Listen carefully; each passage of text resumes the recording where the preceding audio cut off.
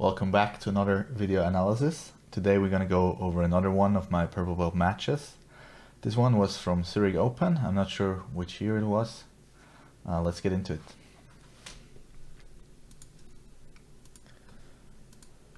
Alright, let's start the match.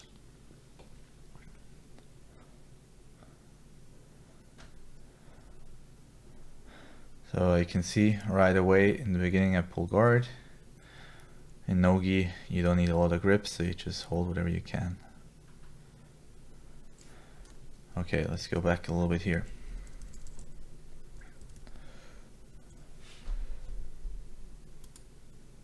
So as you can see, my opponent is standing relatively far away, looking for an opportunity to pass. So my goal here is to close the distance.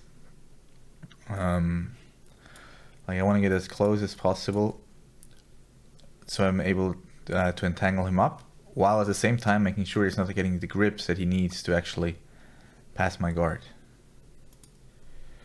So I reach for his ankle here, almost coming up like an ankle pick, which makes him pull the leg back. And then this allows me to pull his upper body down so I can actually get the close guard here. So you see, as soon as I reach for the leg, when he pulls it back, he's really leaning forward a lot here. So this allows me to make the grips here to actually pull him down and get closer. In no-gi this is a little bit hard to do, but especially in the gi a lot of the time is whenever you attack the leg, the opponent gives you the upper body to defend, and the other way around. If you attack the upper body, they will often step closer with the legs and posture up, which allows you access to the legs. So there's always a battle between the upper and the lower body, which is why it's really important that you have some guards to attack the upper body and some guards to attack the lower body as well.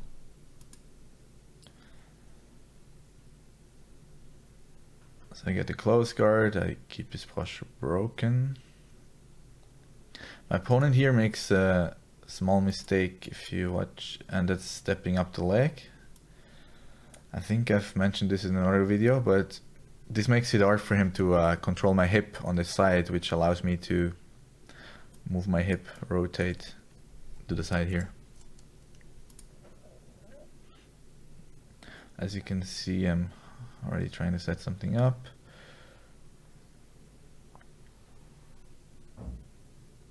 Now he's down on the knees, he has a good posture makes it hard to defend things. If you notice here, one thing I tried here was a hip bump triangle. So what I'm doing is I'm pretty much pretending to go for a hip bump sweep. It's not really pretending because you're supposed to actually go for it. Otherwise they won't have to react. And as you can see in a bit, I'm not actually committing enough to it. But usually with the hip bump sweep, the hand here that's behind the neck would be more over the shoulder here and trapping the elbow, trapping the shoulder on this side.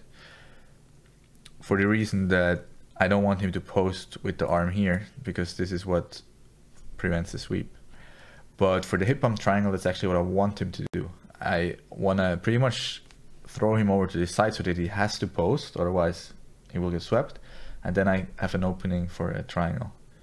So right here, right now, you see there would be space for me to pull this leg through. This one should go over the back, and I could go for the triangle. But I didn't really commit to it, so there's not a lot of weight on him right now. As you can see, he's immediately back, able to collapse back without giving up the sweep, which is a really good defense by him. If I had committed a little bit more, I might have been able to get it. Who knows?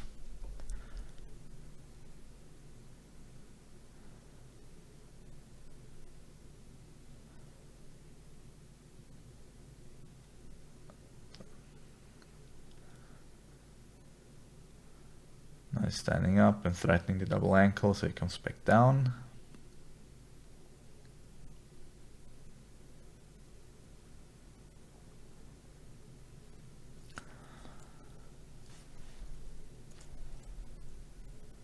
Skip forward a bit.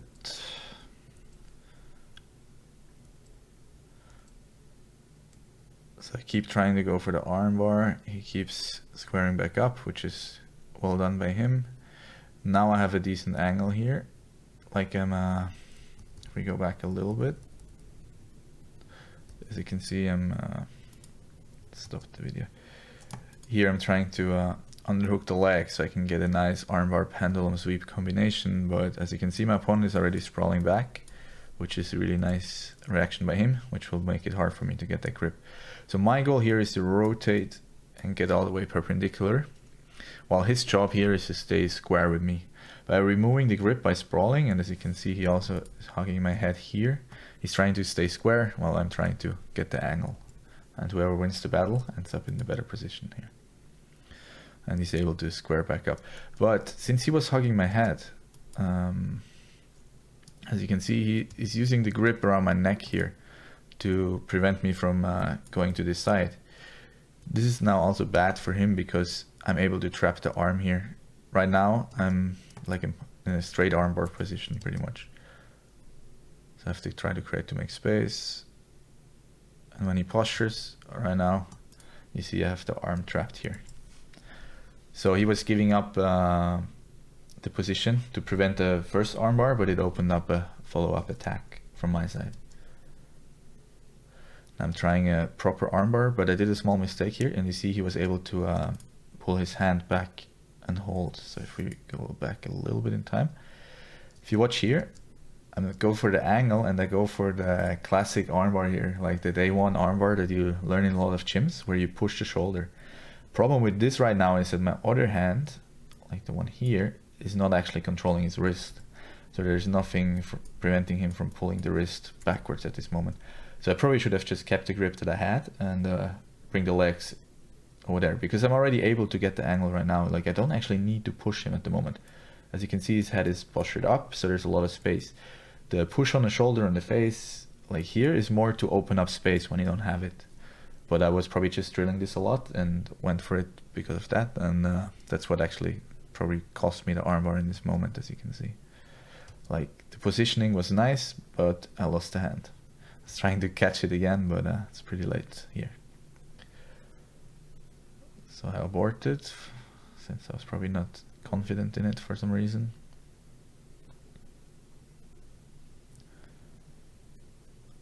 This is actually... Okay, so as you can see here, since he's holding, like he's still really worried about the armbar, even though we've pretty much squared up right now. So he's still holding his wrist. And this means he's not really, like this arm is still pretty far forward. So as you can see, what I'm doing here in a second is I just start pushing his wrist down, which also moves his elbow down. So now I pretty much have an arm drag going on here, and I can start to attack the back.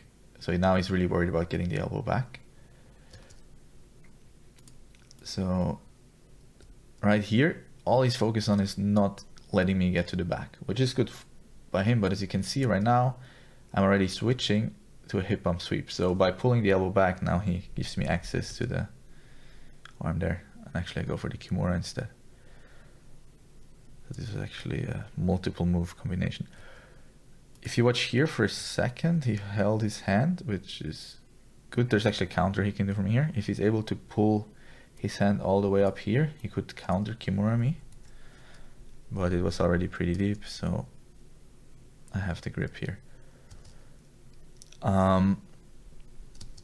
As you can see, I'm not able to actually finish the Kimura here, and we'll go over this in a second.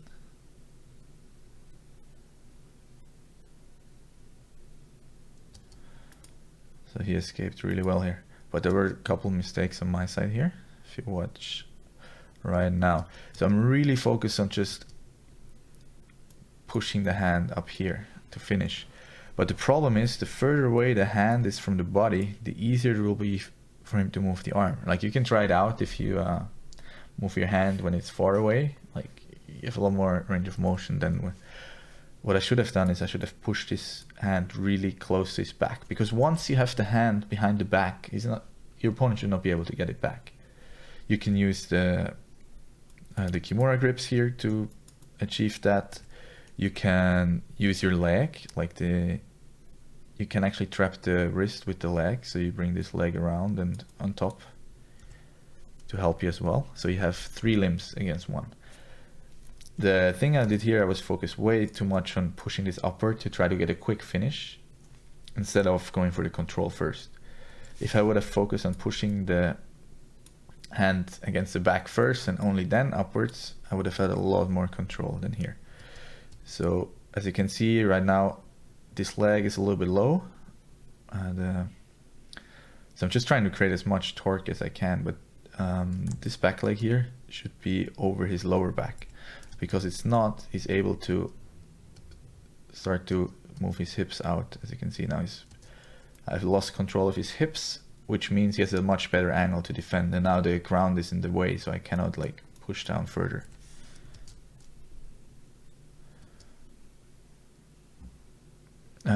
Right now I would have had a really nice opportunity to let go of the Kimura and just pull his hip in for a back take, but it's not really necessary, just a thing I noticed. So right now I'm almost in mount, but I'm still really focusing on the Kimura, and his head is out to the other side, so he's able to come out here.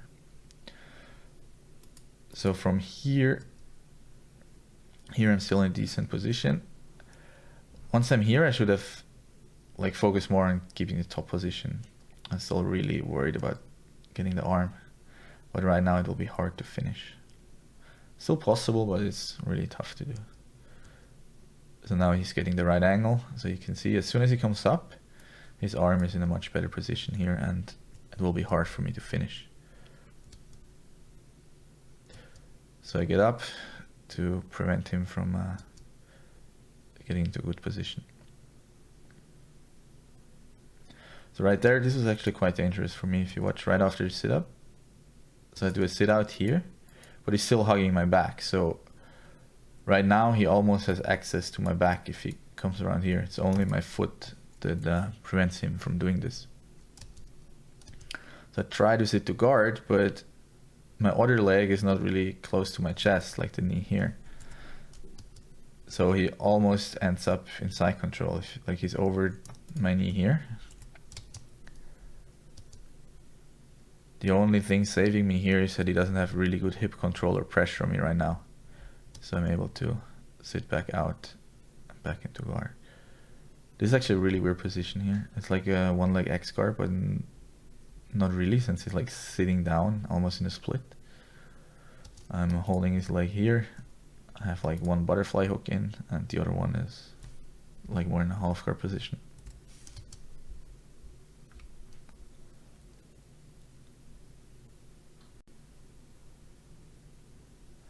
The thing though, since I have like a butterfly hook here, what I can do is like just use it as a butterfly sweep, like a regular hook sweep.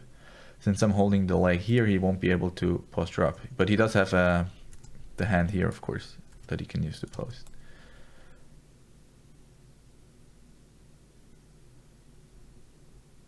That's exactly what I'm doing now. And he was already really low with his upper body, so I was able to get it. Now we're in a half guard here, looking for the cross face, but he has the elbow in here, which is good for him. So he's able to get his knee shield back because of the frame he built before. As you can see, he was going for a sneaky wrist lock there, so now I was a little bit worried about grabbing the good grip there.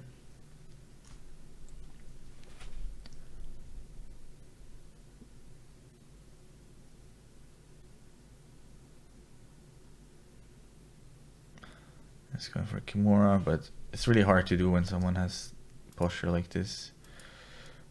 I'm not a big fan of half guard bottom Kimuras, because even if you get the grip, whoever ends up behind the tricep of the other person with the body. So basically you use in a Kimura, you're trapping this part of the arm with your body. So right now he's trying to do that here, like his chest is against my tricep, right? But since he's on bottom half guard here, there's nothing preventing me from moving my body over his arm here, and that allows me to just counter the Kimura with my own. It's a little bit hard to draw here. I might have to make a video on this separately, but that's why there's some ways to finish the half guard bottom Kimura, of course. There's some situations where it can work, but a lot of times you put yourself in danger of getting Kimura yourself. So I would not recommend going for half guard bottom Kimuras most of the time.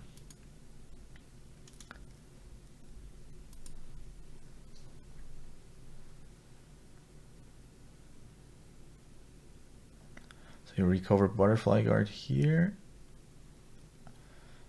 but we end up back in half guard, and I look for a dart stroke. But like I'm trying to shoot the bottom arm here through for the darts, but as you can see, I'm not really controlling his head, so he's still able to keep his head back. To actually get the darts, I would have to focus a lot more on pushing his head in first before I try to make the grip, because otherwise he will just be able to push her out of it.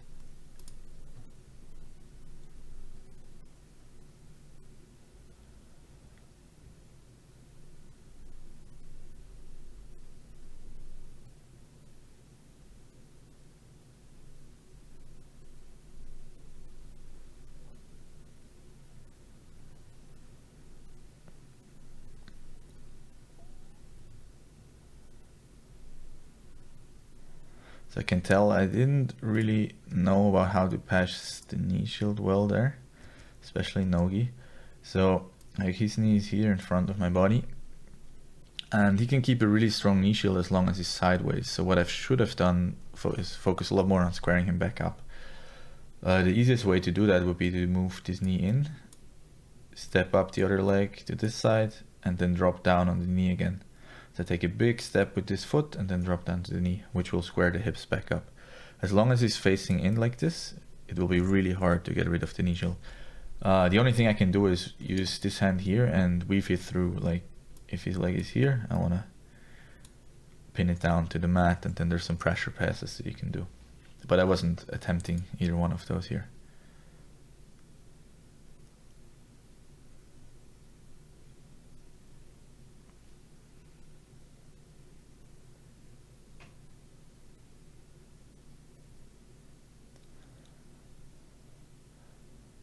Trying to come up on a single.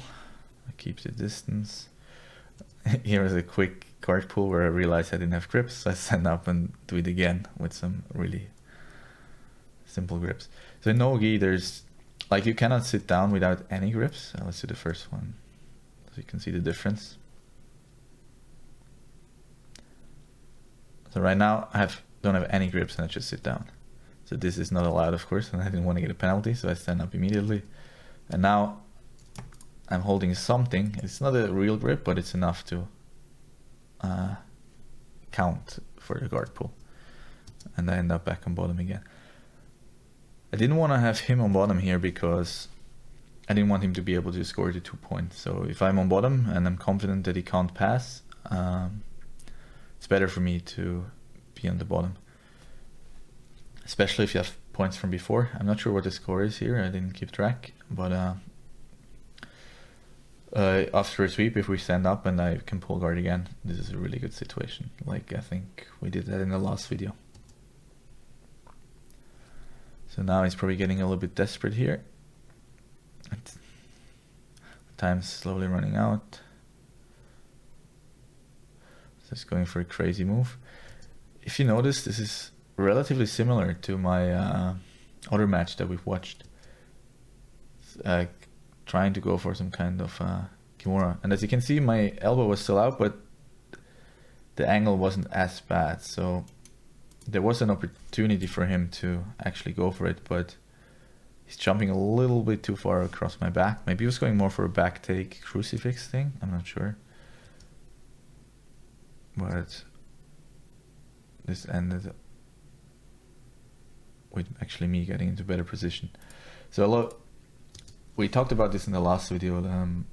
Whenever you create a situation with your strategy, like a tactical advantage, your opponent will have to do something crazy to try to make up for the point difference. And in the last video we did, my opponent was successful with it. In this video, they're pretty much doing almost the same move, but here I was able to capitalize on it, and I end up in a much better position than I started in with. So this is how it goes most of the time.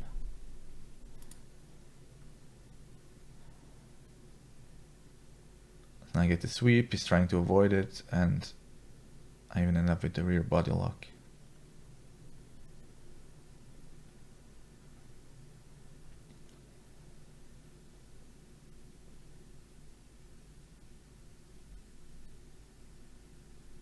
So the problem here is I don't think I have the bottom hook. Let's see after the reset.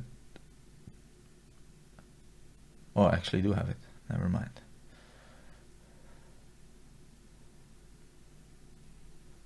Oh, this is actually a bad reset by the ref. If you watch before the reset, I was on this side, right? So I had his arm trapped on the top side. And after the reset, the trapped arm is on the bottom.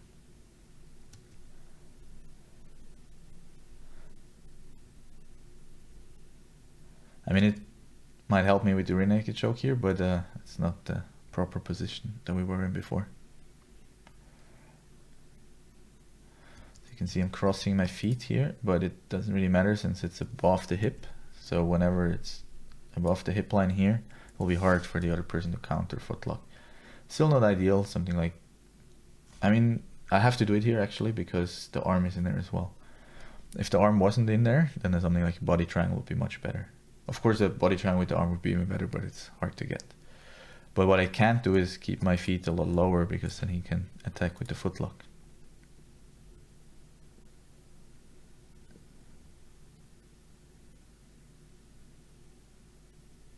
I'm not sure why I wasn't going for the submission here. So as you can see right now, I have both his arms trapped pretty much. Now.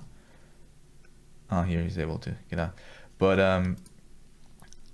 that was back in the day when I was still trying to get under the chin for every choke. These days I will probably just try to go over the chin. You learn. You don't always have to be nice, especially in competition. So this gave him the time to actually escape here, because I was trying to dig under the chin and it was hard to get since he was defending it well.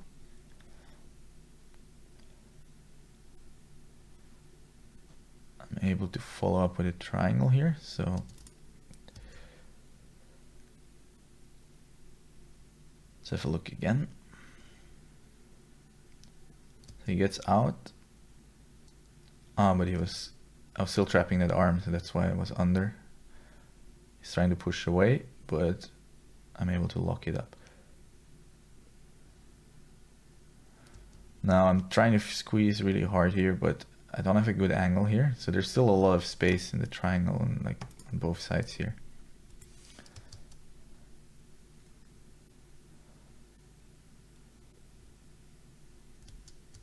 And he's pushing himself back and back, which makes the angle for me worse.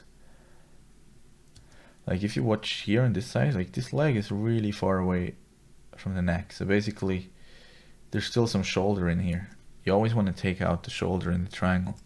So this leg here should be straight across the neck, and then the other leg, the foot up here, and the other leg locked here. As it is right now, there's still space. A way to do that would be by me going perpendicular here. Then everything adjusts and the triangle usually gets deeper. I'm trying to get perpendicular now, but you can see he's already pushing himself back with the feet. So now it will be harder and harder to get a good triangle.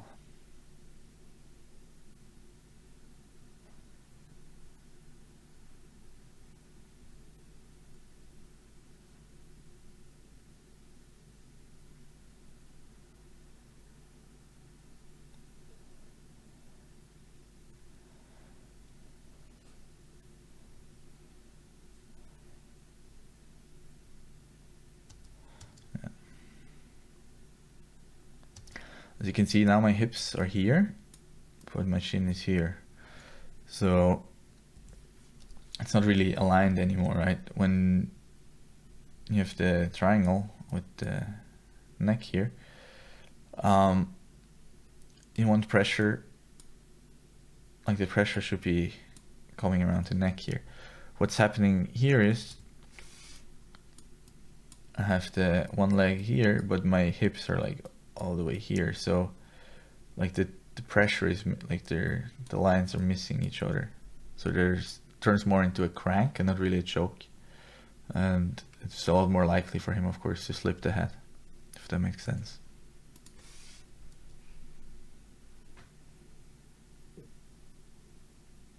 And that's what happened. Quick detail here, as you can see, as soon as he got out, I frame him here, which is good because otherwise If I wouldn't do that, he would just be able to pop right back in and probably pass my guard, since my legs are way out of position. If you go back a couple frames, like right here, when he's out, there's a really quick access to a pass for him here if I'm not able to keep him away. So first thing I do is push him away, hip out, and reset to make sure that I'm in a good position before something goes bad.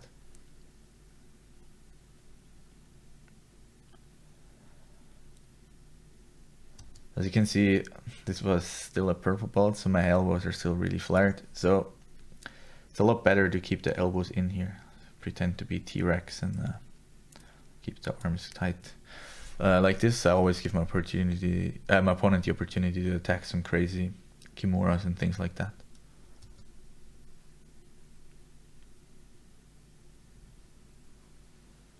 Just keeping far away, which, like right now, it looks like I'm way up on points, so there's no reason for me to go forward and risk something here. If I start scooping forward, I'm exposing myself to some risk, right? Where he can counter with a pass, with a submission. So what I want him to take the first step so that I can set up a guard and I can react to what he's doing. So since I'm up, there's not really pressure for me to approach, and also whenever you play guard in IBJJF rules, the guy on top has to approach to pass. So I can just sit and wait, and time running down in this case is of course good for me and bad for an opponent. So I'm in no hurry here to set something up. Of course, if I was down on points, then it would be different. Then it's me that's under pressure and I have to go forward and try to chase him down and get into a better position.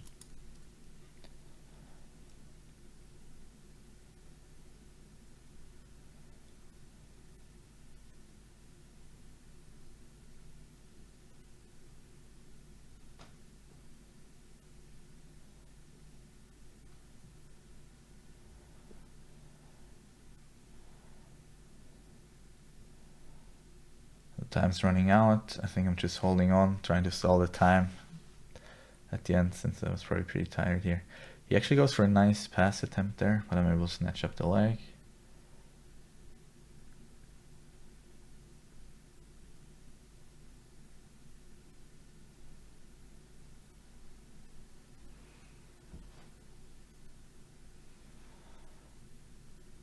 Here he has a guillotine, but I knew time was running out, so it's just trying not to change the position too much. I actually remembered this. I was there and he had the guillotine, but it wasn't really on. But I wasn't sure, like if I'm trying to come up and sweep him, it might get tighter. So I decided to just wait and let the clock run out to play it safe. Because if I come up, I might end up in a better position. But by this time, I've pretty much won the match. And if I come up and get choked, then of course I lose. So that was just me waiting. Might look a little bit awkward. And time. So that was